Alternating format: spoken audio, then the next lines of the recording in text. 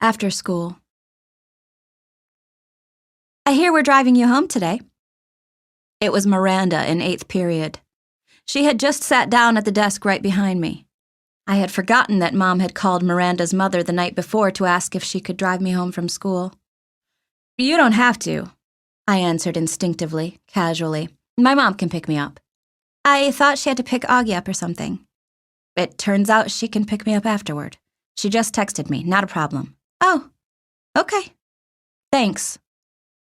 It was all a lie on my part, but I couldn't see sitting in a car with the new Miranda. After school, I ducked into a restroom to avoid bumping into Miranda's mother outside. Half an hour later, I walked out of the school, ran the 3 blocks to the bus stop, hopped on the M86 to Central Park West, and took the subway home.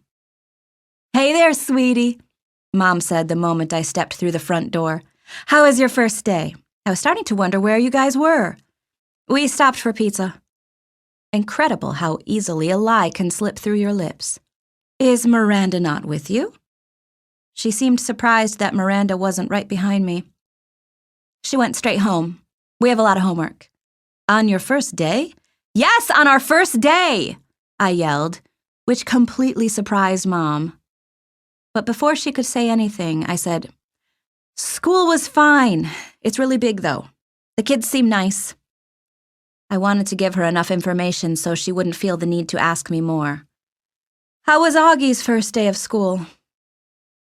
Mom hesitated, her eyebrows still high up on her forehead from when I'd snapped at her a second earlier. Okay, she said slowly, like she was letting out a breath. What do you mean, okay? I said. Was it good or bad? He said it was good. So why do you think it wasn't good? I didn't say it wasn't good. Geez, Via, what's up with you? Just forget I asked anything at all, I answered, and stormed dramatically into Augie's room and slammed the door. He was on his PlayStation and didn't even look up. I hated how zombified his video games made him. So, how was school? I said, scooching Daisy over so I could sit on his bed next to him. Fine, he answered, still not looking up from his game. Augie, I'm talking to you. I pulled the PlayStation out of his hands. Hey, he said angrily. How was school? I said fine, he yelled back, grabbing the PlayStation back from me. Were people nice to you? Yes.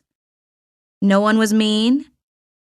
He put the PlayStation down and looked up at me as if I had just asked the dumbest question in the world. Why would people be mean? He said. It was the first time in his life that I heard him be sarcastic like that. I didn't think he had it in him. The Padawan bites the dust.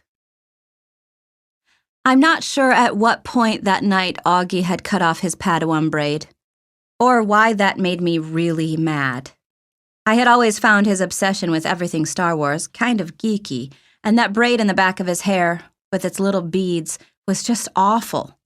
But he had always been so proud of it, of how long it took him to grow it, of how he had chosen the beads himself in a crafts store in Soho. He and Christopher, his best friend, used to play with lightsabers and Star Wars stuff whenever they got together, and they had both started growing their braids at the same time. When August cut his braid off that night, without an explanation, without telling me beforehand, which was surprising, or even calling Christopher, I was just so upset I can't even explain why. I've seen Augie brushing his hair in the bathroom mirror. He meticulously tries to get every hair in place.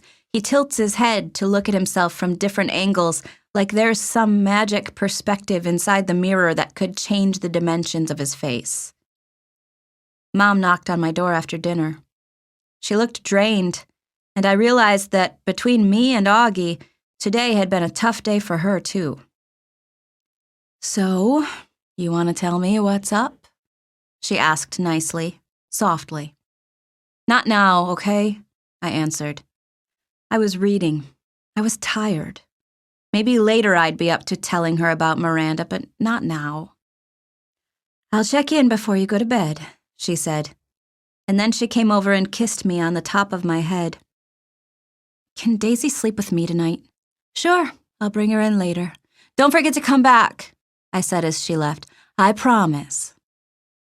But she didn't come back that night. Dad did. He told me Augie had had a bad first day and Mom was helping him through it. He asked me how my day had gone and I told him fine. He said he didn't believe me for a second, and I told him Miranda and Ella were acting like jerks. I didn't mention how I took the subway home by myself, though. He said nothing tests friendships like high school, and then proceeded to poke fun at the fact that I was reading War and Peace. Not real fun, of course, since I'd heard him brag to people that he had a 15-year-old who was reading Tolstoy. But he liked to rib me about where I was in the book, in a war part or in a peace part, and if there was anything in there about Napoleon's days as a hip-hop dancer. It was silly stuff, but Dad always managed to make everyone laugh, and sometimes that's all you need to feel better. Don't be mad at Mom, he said as he bent down to give me a goodnight kiss. You know how much she worries about Augie. I know, I acknowledged. Want the light on or off? It's getting kind of late, he said, pausing by the light switch at the door. Can you bring Daisy in first? 2 seconds later, he came back with Daisy dangling in his arms, and he laid her down next to me on the bed. Good night, sweetheart, he said, kissing my forehead. He kissed Daisy on her forehead, too. Good night, girlie. Sweet dreams. An apparition at the door. Once, I got up in the middle of the night because I was thirsty, and I saw Mom standing outside Augie's room. Her hand was on the doorknob, her forehead leaning on the door, which was ajar. She wasn't going in his room or stepping out, just standing right outside the door, as if she was listening to the sound of his breathing as he slept. The hallway lights were out. The only thing illuminating her was the blue nightlight in August's bedroom. She looked ghost-like standing there. Or maybe I should say angelic. I tried to walk back into my room without disturbing her, but she heard me and walked over to me. Is Augie okay? I asked. I knew that sometimes he would wake up choking on his own saliva if he accidentally turned over on his back. Oh, he's fine, she said, wrapping her arms around me. She walked me back into my room, pulled the covers over me, and kissed me goodnight. She never explained what she was doing outside his door, and I never asked. I wonder how many nights she's stood outside his door. And I wonder if she's ever stood outside my door like that. Breakfast. Can you pick me up from school today? I said the next morning, smearing some cream cheese on my bagel. Mom was making August's lunch, American cheese on whole wheat bread, soft enough for Augie to eat, while August sat eating oatmeal at the table. Dad was getting ready to go to work. Now that I was in high school, the new school routine was going to be that Dad and I would take the subway together in the morning, which meant his having to leave 15 minutes earlier than usual. Then I'd get off at my stop and he'd keep going. And Mom was going to pick me up after school in the car. I was going to call Miranda's mother to see if she could drive you home again, Mom answered. No, Mom, I said quickly. You pick me up, or I'll just take the subway. You know I don't want you to take the subway by yourself yet, she answered. Mom, I'm 15. Everybody my age takes the subway by themselves. She can take the subway home, said Dad from the other room, adjusting his tie as he stepped into the kitchen. Why can't Miranda's mother just pick her up again? Mom argued with him. She's old enough to take the subway by herself, Dad insisted. Mom looked at both of us. Is something going on? She didn't address her question to either one of us in particular. You would know if you had come back to check on me, I said spitefully, like you said you would. Oh, God, Via, said Mom, remembering now how she had completely ditched me last night. She put down the knife she was using to cut Augie's grapes in half, still a choking hazard for him because of the size of his palate. I am so sorry. I fell asleep in Augie's room. By the time I woke up, I know. I nodded indifferently. Mom came over, put her hands on my cheeks, and lifted my face to look at her. I'm really sorry, she whispered. I could tell she was. It's okay, I said. Mom, it's fine. This time I meant it. She looked so genuinely sorry, I just wanted to let her off the hook. She kissed and hugged me, then returned to the grapes. So, is something going on with Miranda? She asked. Just that she's acting like a complete jerk, I said. Miranda's not a jerk, Augie quickly chimed in.